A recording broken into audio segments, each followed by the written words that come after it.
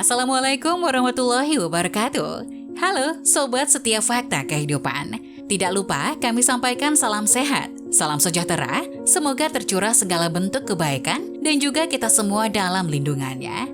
Seperti biasa, kita akan berbagi kisah dari yang unik, menarik, sampai bikin nangis. Mari kita simak kisahnya.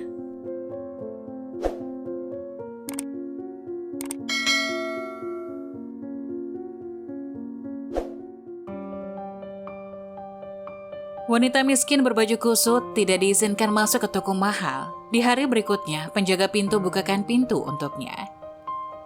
Catalina sedang berjalan melalui area komersial ketika dia melihat seorang penjaga pintu menghentikan seorang wanita untuk pergi ke toko pakaian. Dia bertanya kepada wanita itu apa yang terjadi dan menemukan kebenaran yang mengerikan yang membuat Catalina menyusun rencana. Catalina memeriksa teleponnya saat dia berjalan, bertanya-tanya apa yang harus dimakan untuk makan malam ketika keributan beberapa meter di depan menarik perhatiannya. "Bu, saya tidak bisa membiarkan Anda masuk. Maaf, ini toko kelas atas. Kunjungi Target atau apalah," kata seorang penjaga pintu kepada seorang wanita dan kembali ke toko. Bahu wanita itu jatuh karena kekalahan, jadi dia mulai berjalan pergi. Sesuatu tentang kata-kata penjaga pintu membuat Catalina salah jalan. Dia tidak bisa melepaskannya. Dia berlari ke wanita itu sebelum dia bisa pergi. "Hei, apa yang terjadi di belakang sana?" tanya Catalina. Wanita itu mendongak kaget dan air matanya membuat Catalina hampir mendidih karena marah. Sesuatu yang mengerikan telah terjadi. "Pria itu tidak mengizinkan aku masuk ke toko," dia mengungkapkan dan menelan ludah. Lalu dia menunjuk ke pakaiannya dan mengangkat bahu. "Karena rupanya aku bukan tipe pelanggan yang masuk ke toko itu." Memang, dia tidak mengenakan pakaian paling mahal di dunia. Bajunya tampak tua dan usang, tapi bersih. Celana panjangnya dapat diterima meskipun terlalu besar untuknya, yang menunjukkan bahwa dia mendapatkannya bekas atau dijual. Namun bagi Catalina, apa yang dikenakan wanita itu bukanlah dasar untuk menolak. Catalina memejamkan matanya, amarah mendidih di dalam dirinya. Tidak ada yang pantas diperlakukan seperti itu. Apapun yang terjadi, sementara sebagian besar toko memiliki hak untuk menolak layanan di negara ini. Tampaknya tidak adil bagi mereka untuk menolak seseorang hanya karena penampilan mereka. "Siapa namamu?" dia bertanya pada wanita itu, matanya menunjukkan kebaikannya. "Marta." "Biarkan saya menanyakan sesuatu yang lain," lanjut Catalina. "Mengapa kamu ingin pergi ke toko itu? Aku bisa rekomendasikan beberapa tempat dengan pakaian indah yang tidak akan pernah memperlakukan seorang wanita seperti mereka." Marta menggelengkan kepalanya. "Putri saya telah berjalan di jalan ini selama bertahun-tahun dan bermimpi memiliki gaun dari toko itu. Saya sudah menabung sejak lama dan akhirnya saya punya cukup waktu untuk pesta promnya. Saya perlu membelikan gaun di sana. Saya tidak peduli apa yang dipikirkan penjaga pintu atau karyawan lain tentang saya. Ini semua tentang putri saya. Dia pantas mendapatkannya. Saya kehilangan suami saya belum lama ini dan dia adalah gadis ayah seperti itu," jelasnya, matanya penuh dengan air mata lagi. Kata-kata Marta membawa Catalina ke masa kecilnya. Situasinya tidak sama karena orang tuanya selalu menghasilkan uang yang relatif baik. Tapi mereka terlalu sibuk dan sering absen dari hidupnya. Ketika kakeknya meninggal, dia tidak bisa dihibur. Dia adalah sahabatnya dan orang yang mendorongnya untuk memperjuangkan apa yang benar. Itulah sebabnya dia menjadi pengacara hak-hak sipil dan pindah ke Washington DC. Pengacara dalam dirinya juga menariknya ke konfrontasi antara wanita cantik pekerja keras ini dan penjaga pintu yang kejam. Catalina mengangguk dan menyampaikan kesedihannya kepada Marta dengan tepukan di bahunya. Tiba-tiba, sebuah ide muncul di kepalanya. "Kamu tahu, kamu ikut denganku," desaknya, meraih lengan Marta dan menyeretnya pergi. Keesokan harinya, Catalina mengantar Marta ke toko itu. Dia parkir tepat di depan dan mereka berdua turun dari mobil. Marta berjalan ke pintu dan penjaga pintu yang sama tersenyum padanya, membuka pintu dengan tergesa-gesa untuk mengantarnya ke toko. Catalina menyeringai nakal pada pertukaran karena teman barunya tidak terlihat seperti kemarin. Marta mengenakan setelan segar yang dipinjamkan Catalina padanya.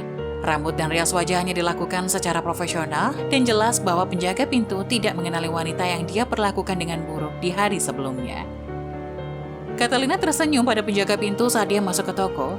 Dia memperhatikan saat Marta memilih gaun demi gaun, mencoba memutuskan mana yang paling disukai putrinya. Dia memberikan beberapa saran, tapi pada akhirnya Marta membuat keputusan akhir dan membayar penuh gaun itu. Sekali lagi, penjaga pintu tersenyum cerah ketika dia membuka pintu bagi mereka untuk berjalan keluar, dan bukannya mengabaikannya. Catalina berhenti. "Martha, tolong tunggu sebentar," katanya kepada teman barunya. Martha membawa sebuah kotak besar berisi gaun yang baru saja dibelinya. Mereka saling tersenyum dengan sadar dan berbalik ke penjaga pintu. "Apakah kamu ingat dia?"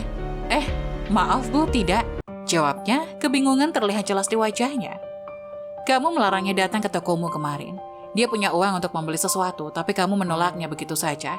Sekarang, kamu hanya tersenyum pada kami seolah-olah kamu tidak melakukan kesalahan," kata Catalina, berusaha untuk tidak terdengar menuduh. Maafkan aku tidak." "Dia tidak menginginkan permintaan maaf," sela Catalina. Tapi Martha memutuskan untuk turun tangan.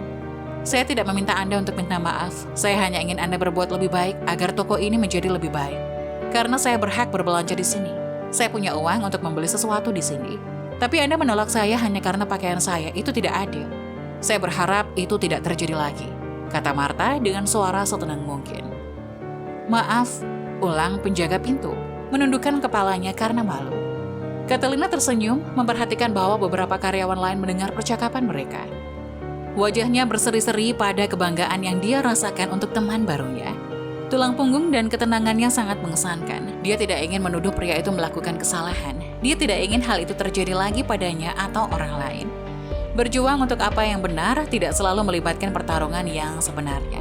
Terkadang itu hanya menunjukkan kekuatan untuk memperbaiki ketidakadilan. "Ayo pergi, Catalina. Ayo pergi, Catalina. Gadisku harus bersiap-siap untuk promnya." Martha menoleh ke temannya yang tersenyum dan mereka berdua masuk ke mobil. Putrinya menangis ketika dia membuka kotak itu dan menemukan sebuah gaun cantik di dalamnya. Dia adalah yang berbusana terbaik di acara itu. Tapi yang terpenting, dia adalah yang paling bahagia karena ibunya telah memberinya kejutan yang luar biasa. Setelah itu, Catalina memberi Martha pekerjaan yang lebih baik di kantornya dan menyaksikan temannya menaiki tangga perusahaan seperti seorang juara. Apa yang bisa kita pelajari dari cerita ini? Berjuang untuk apa yang benar tidak harus melibatkan perkelahian.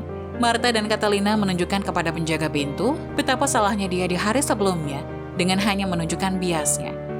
Sebaiknya jangan menghakimi orang, apapun situasinya. Penjaga pintu mengusir Martha karena penampilannya, pakaiannya yang lusuh. Tapi dia mendapat pelajaran ketika dia kembali keesokan harinya. Nah, bagaimana menurut kalian? Jangan lupa tulis pendapat kalian di kolom komentar ya. Wassalamualaikum warahmatullahi wabarakatuh.